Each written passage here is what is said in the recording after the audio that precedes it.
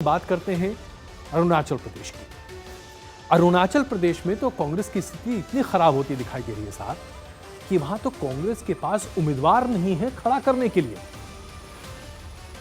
इतनी बुरी स्थिति अगर किसी राष्ट्रीय पार्टी की हो जाए जो कि विधानसभा के चुनाव में उम्मीदवार खड़े ना कर पाए। 5 भारतीय जनता पार्टी के उम्मीदवार हैं जो कि निर्विरोध चुने जाएंगे। अरुणाचल प्रदेश का यह हाल किस तरह से हो सकता है, ये आप जरा सोचिए। अरुणाचल प्रदेश विधानसभा 2019 का जो समीकरण है वो अब आपके सामने रख देते हैं। यह समीकरण आपको बताएगा कि आप देखिए, ये ग्राफिक आपके सामने है कि कैसे अरुणाचल प्रदेश में स्थिति खराब हो रही है। अरुणाचल प्रदेश में कांग्रेस पार्टी के पास अरुणाचल प्रदेश में कुल 60 विधानसभा की सीटें हैं। भारतीय जनता पार्टी 2019 में 41 सीटें जीत चुकी थी।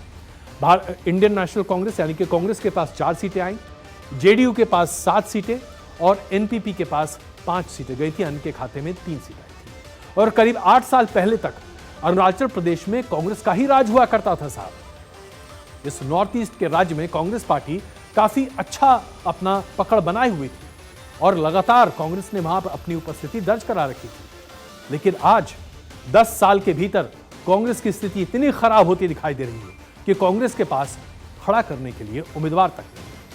हम आपके सामने ये आंकड़े प्रस्तुत करते हैं।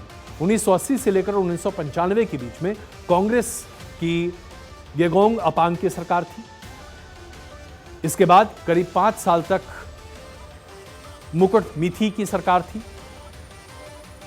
और ऐसी स्थिति में जब कांग्रेस ने वहां पर अपनी और सरकारें भी बनाई तो लगातार कांग्रेस पार्टी वहां अपनी सरकार चलाती आ रही थी। लेकिन अब जरा सोचिए कि स्थिति कितनी खराब होती दिख रही है कि कांग्रेस के पास उम्मीदवार नहीं है अरुणाचल प्रदेश में खड़ा करने के लिए। और यह सिर्फ अरुणाचल प्रदेश की स्थिति नहीं है, यह पूरे देश भर में है।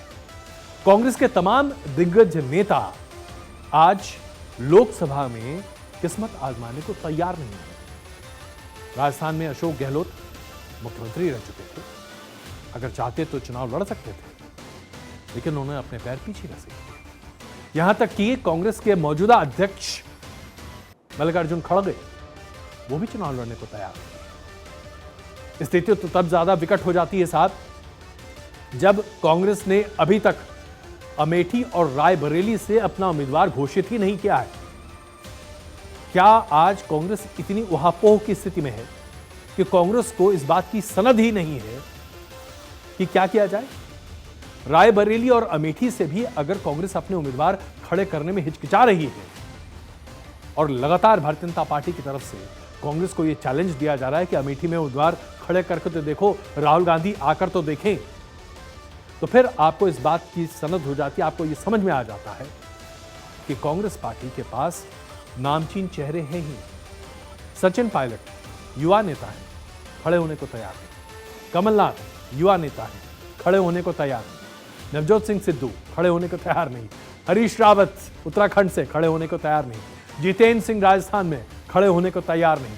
ऐसे नेताओं की तो इतनी लंबी लिस्ट है साहब कि आज कांग्रेस बहुत ही विकट स्थिति में है। तो ना तो सहयोगियों के साथ खड़े हो पा रहे, ना ही गठबंधन बना पा रहे हैं और ना ही किसी तरीके से अपने आप को एक मजबूत विकल्प के तौर पर प्रस्तुत कर पा रहे हैं।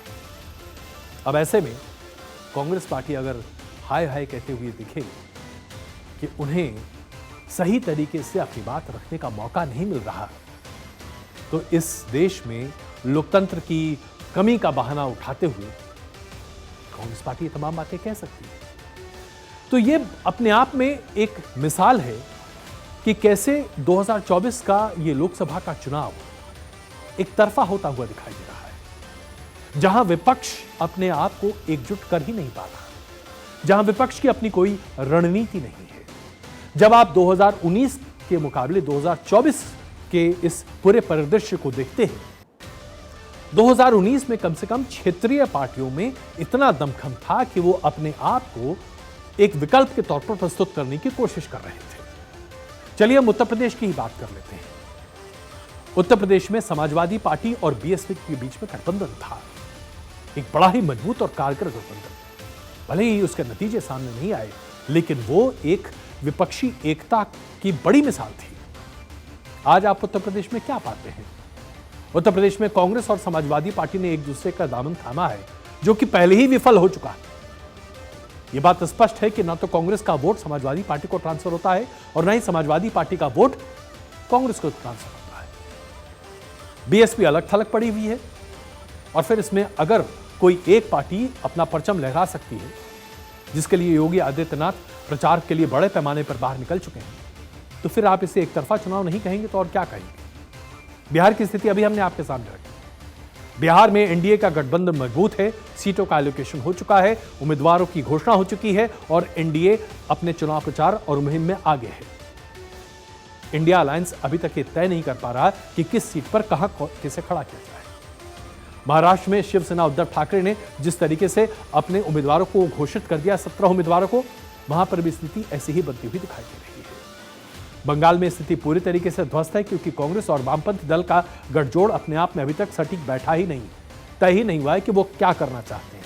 ये गठजोड़ पहले भी फेल हो चुका है और ऐसा लग रहा है जैसे कि पश्चिम बंगाल में मुकाबला भारतीय जनता पार्टी बनाम तृणमूल कांग्रेस होने जा रहा है।